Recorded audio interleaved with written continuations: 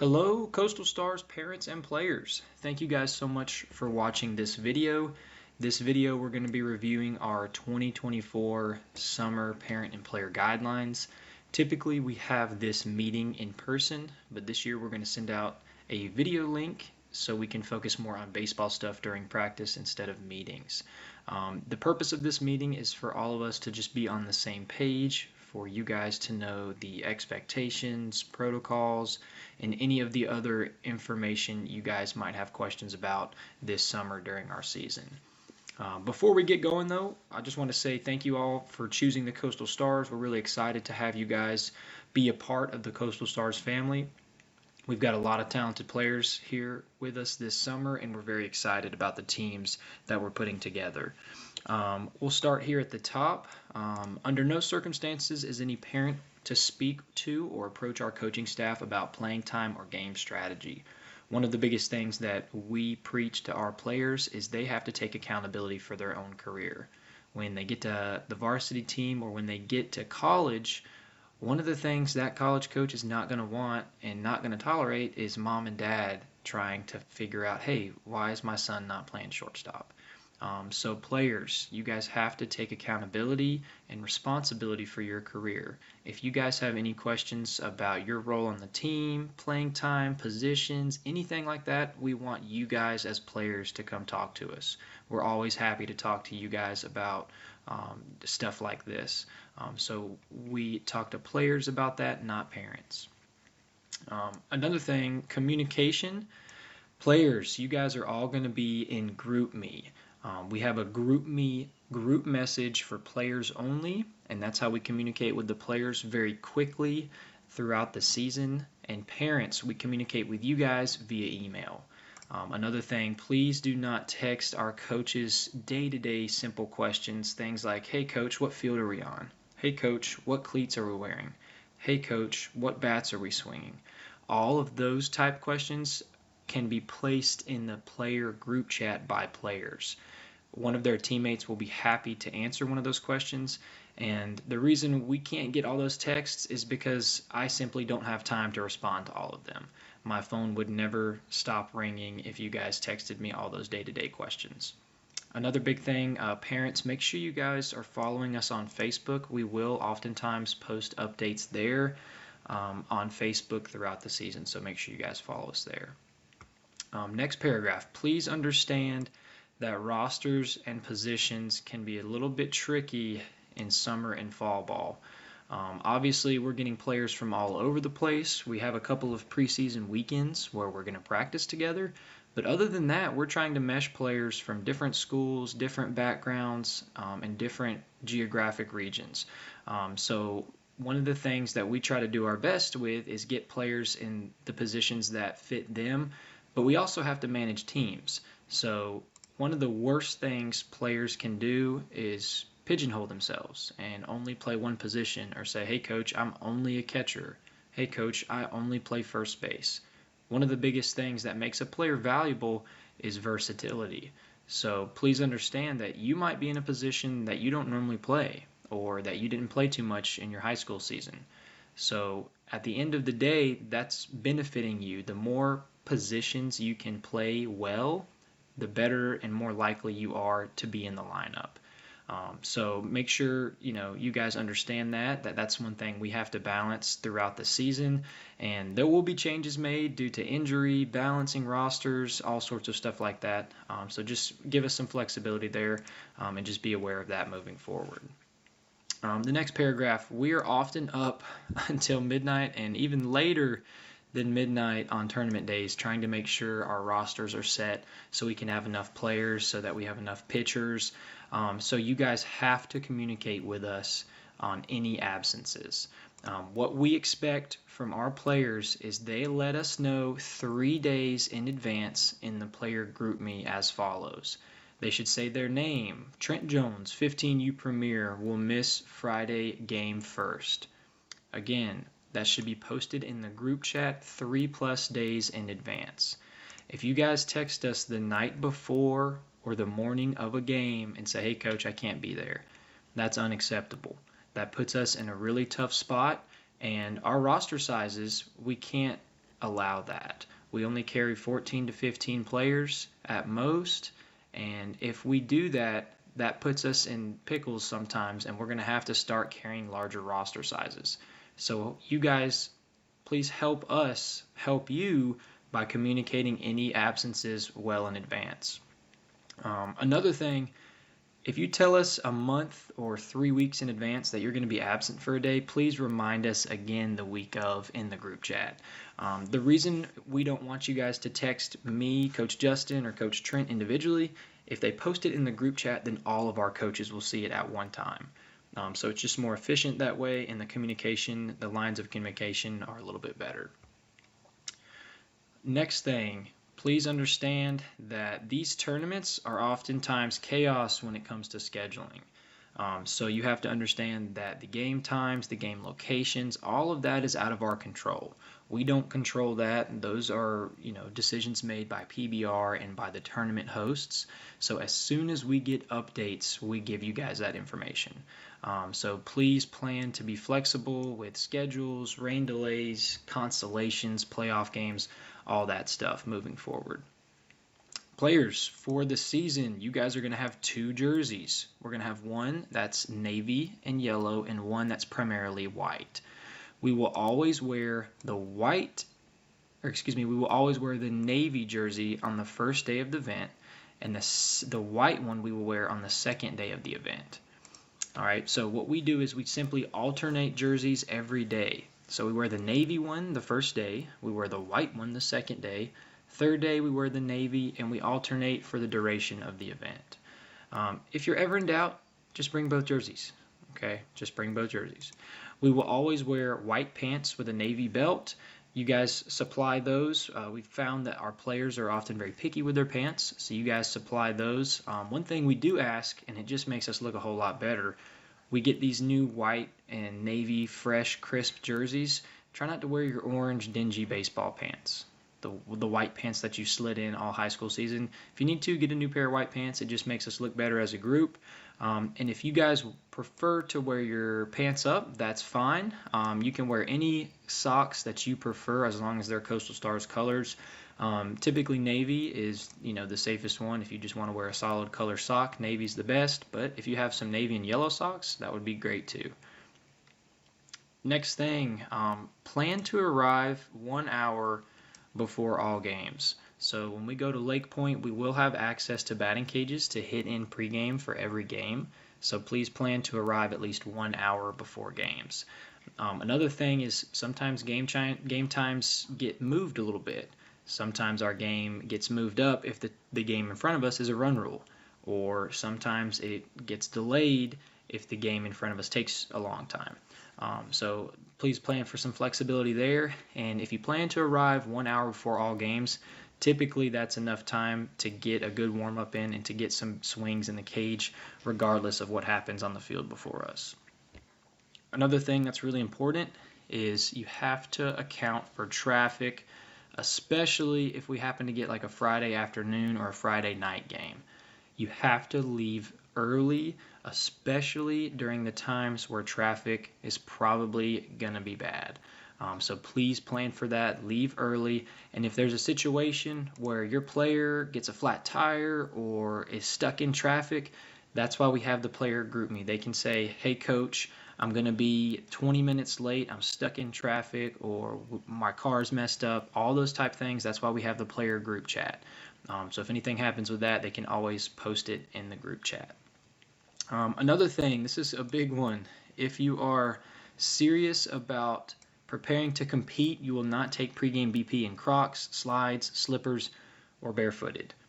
Just bring the proper footwear. Don't show a college coach that's interested in you that you're immature by wearing your pink Crocs and your pregame BP in the cages. If you want to get the best swings you can, your game-like swings, you're probably going to want to wear some turfs or some cleats in the batting cage at Lake Point. That's just one of those things. We see it all the time. Make sure you guys bring the proper footwear. Similarly to that, Lake Point, you cannot wear metal cleats. I strongly suggest getting a pair of molded cleats. Plastic molded cleats, similar to soccer or football cleats, they make them for baseball. They're designed for turf. and they are better than turfs on turf. If the turf gets wet, if it's dewy in the morning, or if we get a little bit of rain in between games, you will slip, you will fall if you wear turfs on wet turf. I highly, highly, highly recommend getting a pair of molded cleats. It just helps you perform better.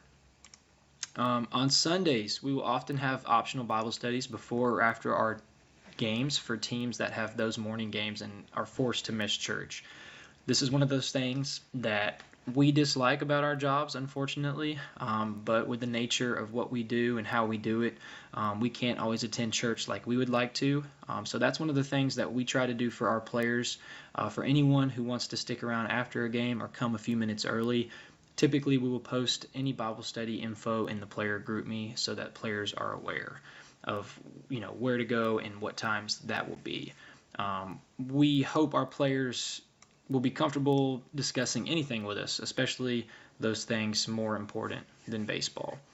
So that's heads up for that moving forward. If you're feeling sick, please stay home. So one of the worst things you can do is try to battle the flu and then come get half your team sick with the flu as well. So if you're just feeling sick, let us know in the group chat and don't come because we don't want to get sick. I don't want our entire team getting sick. Next order of business, players, you have to clean up your social media. If you guys want to play college baseball, that's one of the first thing any college coach who's considering you or considering offering you a scholarship is going to check. Don't have your Instagram with a bunch of vulgar music, or don't have your Twitter where you like a bunch of inappropriate tweets, or where you retweet a bunch of inappropriate tweets. Just make sure you clean that up. Another one too is you should have a voicemail set up as well. If I give your phone number to a college coach and they call you and your voicemail is a prank, like hello, oh, gotcha, that's not a good look. Once you get into college, you're expected to be mature, you're expected to be responsible, so you should probably go ahead and set yourself up for success and for a college coach to expect that from you before he ever reaches out. So make sure you have a voicemail set up and make sure your social media presence represents the type of person you want to be known as. Another thing, all players will receive a link for the GroupMe chat and for a recruiting questionnaire before our first tournament. So what's going to happen is everyone's going to be in the group chat, and then I will also send a link through the group chat to all of our players for a questionnaire for them to fill out. This questionnaire will be focused around their recruitment. It's going to say, what's your contact info? What's your email? What's your parents' contact email? What's your GPA? What's your intended major? All of those questions that any college coach is going to want to know the answers to before they recruit you. So players, if you want a college coach to get accurate information on you, you have to fill out our recruiting questionnaire before the first tournament. I will send that out once we hand out all of our uniforms so everyone knows what jersey number they're going to be wearing for the season. All right, next one here, in-game behavior.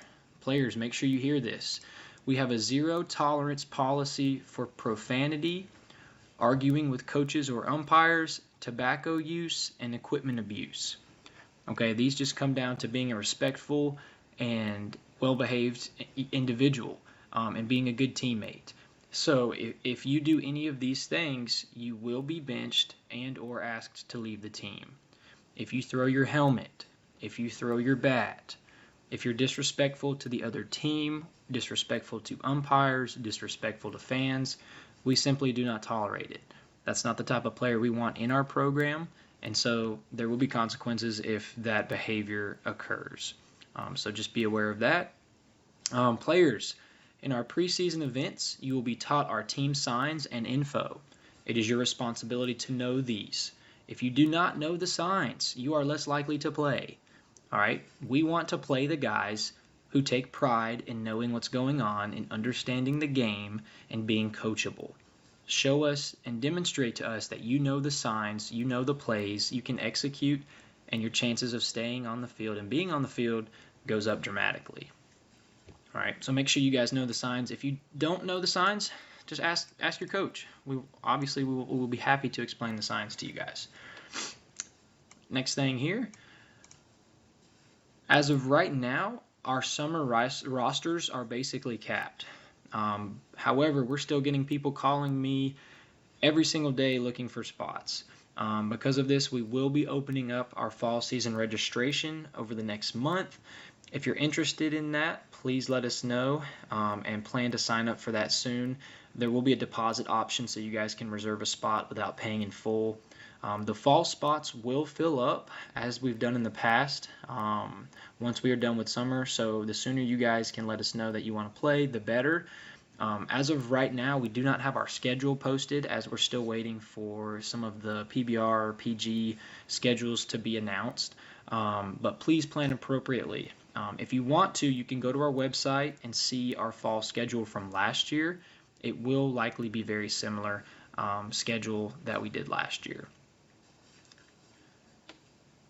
All right, next thing, if you guys ever send us a text, an email, and we don't respond, especially during our season, please know that we are not ignoring you. We are likely just extremely busy, and we will get to it as soon as we can. I get tons and tons of messages all the time from players and parents, and sometimes I, lose track of one, so I apologize if that's the case. Just know that I'm more than likely not trying to ignore you. It's just one of those things where during our season, our lives are a little bit hectic. Hotels, you guys are not required to stay in a hotel. Many of our coaches and players commute back and forth. We do this as well.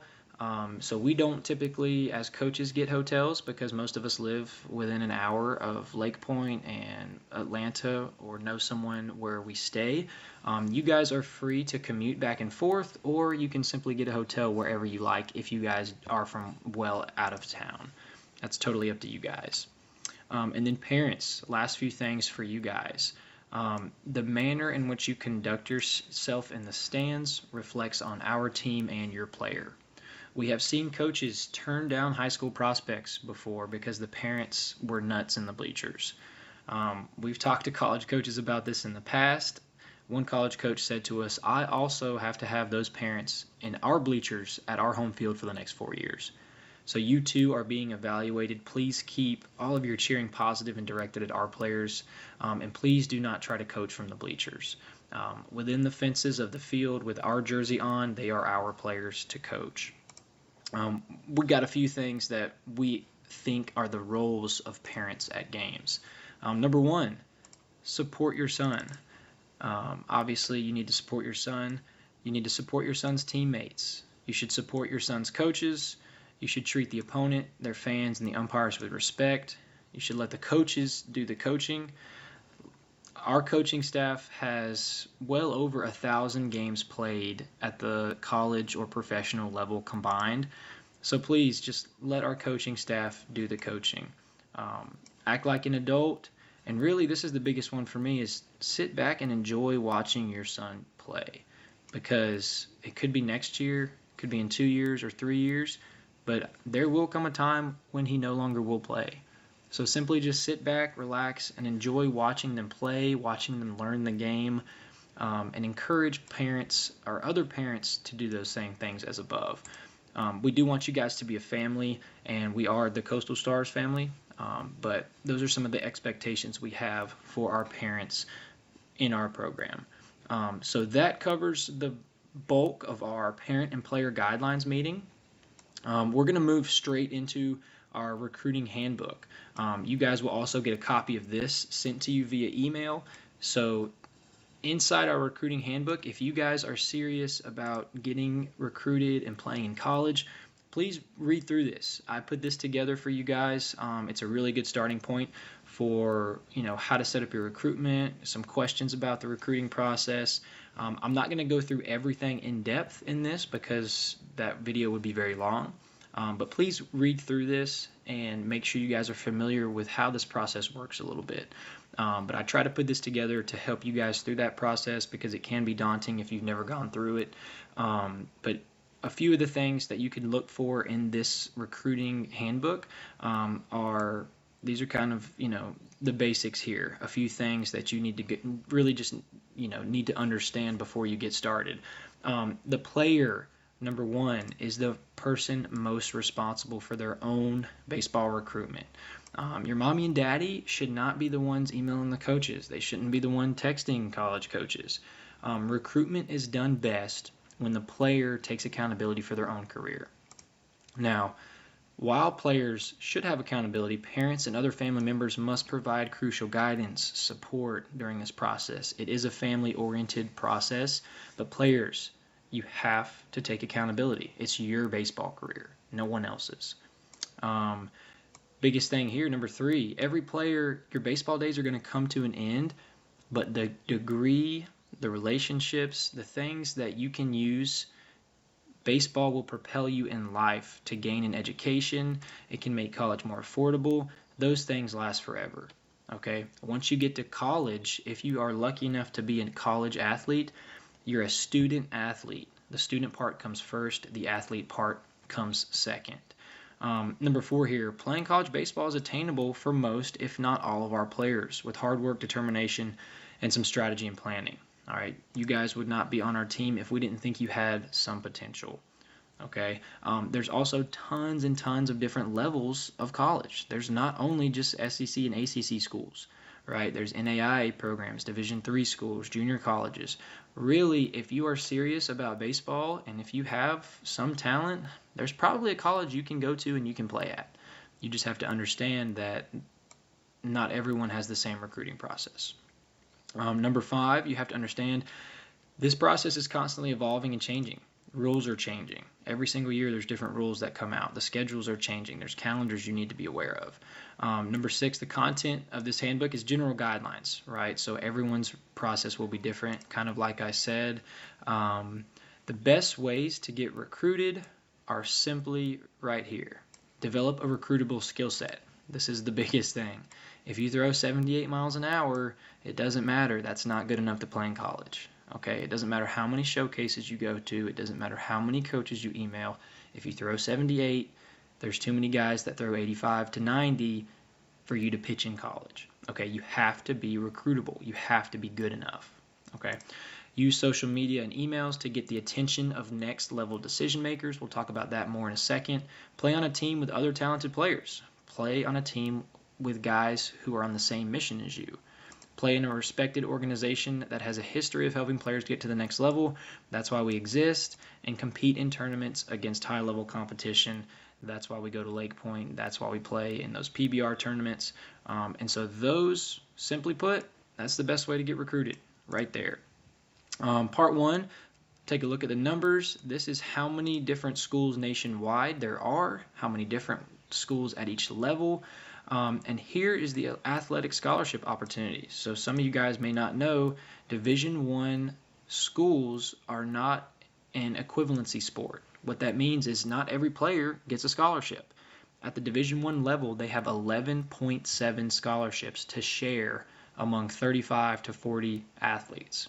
Okay, so what that means is some players might get 25% of their tuition from baseball money. That's what happened for me. I went in as a freshman at a Division I school. I was on a 25% scholarship, but I was also in the honors college. I also had the Zell Miller scholarship. I had a good GPA coming out of high school, so I had a full ride because my grades were good, because I took care of my grades in high school. All right, so the higher your GPA, the more likely you are to play at a high level in college. All right, that's the first question any college coach is going to ask you is what's your GPA? All right, so 11.7 scholarships, Division I. Division II has 9, NAI has 12, and junior college varies per school, but they actually have more sometimes. They can go up to 24. Student-athlete participation, this is how many approximate student-athletes there are at each level. And then if we come down here, these are the Georgia college baseball programs. All right, if you guys don't live in Georgia, you have to do this for your state. Just to save some paper, I didn't put all the states on here. I just did Georgia, as most of our players are from Georgia. A couple of changes here. So West Georgia, 2025, they're going to be a Division I school. They are joining the ASUN conference with Kennesaw State, I believe. Another change here is Middle Georgia State in 2025 is going from NAIA to Division II, joining the Peach Belt with Georgia College, with Young Harris, and several of these other schools here. So those are some different things you should be aware of, but I guarantee for every single one of you, there's schools on here you probably never even heard of. So familiarize yourself with the different college programs around the state. Scholarship expectations, we've already talked about this, 11.7. That's how many scholarships they have at each level. Where can I play? Okay, so without a doubt, one of the most important pieces of advice we can give to you guys is go where you can play. All right, you have to know what type of player you are. All right, I always recommend to our players, go watch college baseball. Go to a Mercer game. Go to a Georgia Tech game. All right, if you're not better or as good as the players on the field, then you probably cannot play there.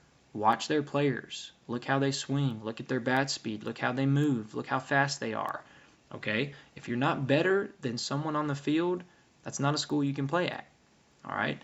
Go to lower level college games. Go to an NAIA school. Okay? Go to a junior college game. Watch those players. Figure out, okay, I'm as good as that guy. Or, I think I could play with him. And then you start to recognize, okay, where can I play at? All right, Division I baseball. This part of the recruiting handbook here in part 3 talks about pitchers, catchers, middle infielders. It talks about each position and what you should look like to play at each level. Okay, for a Division I baseball player, for example, as a pitcher, for a right-handed pitcher, you got to probably be up to 86 to 95 miles an hour to play at the Division I level. Lefties probably got to be 84 to 92. Okay, this is what this part talks about. Go find your position, go find the division or the level you think you want to play at, and go read what it says. All right, you have to understand that you have to be good enough to play in college. All right, the next part of this document talks about some rules, timelines, and calendars. So here's a couple of different timelines. For a Power 5 Division I player, when do they commit? Typically the summer before their freshman year to the summer before their junior year. All right, so if you're a rising senior and you don't have a ton of D1 offers, you should probably be looking at Division II schools or an NAIA school or a good JUCO, because you have to understand that those Division I schools are already recruiting freshmen and sophomore in high school. All right, more than likely they have already filled your recruiting class for what they need. So understand that. When do most level commits, what are some things that changes that? Late bloomers, transfers, coaching changes, the draft. Lots of things can change that. Another important rule, as of 2023, college coaches at the Division I level are now forbidden to have contact with players prior to August 1st of their junior year. All right, so this includes family members, third parties. So that's a new rule. Another thing you guys need to go do is go look at the recruiting calendars and guides on NCAA.com. All right, so you can go here, 2023-2024 Division I baseball recruiting calendar. Breaks down contact periods, quiet periods, dead periods, recruiting shutdowns. All right, so you have to understand these. These are some important things that you guys should be aware of when college coaches can even reach out to you. If you're a Division I caliber player and you're not hearing from somebody, it might be because you're in a dead period.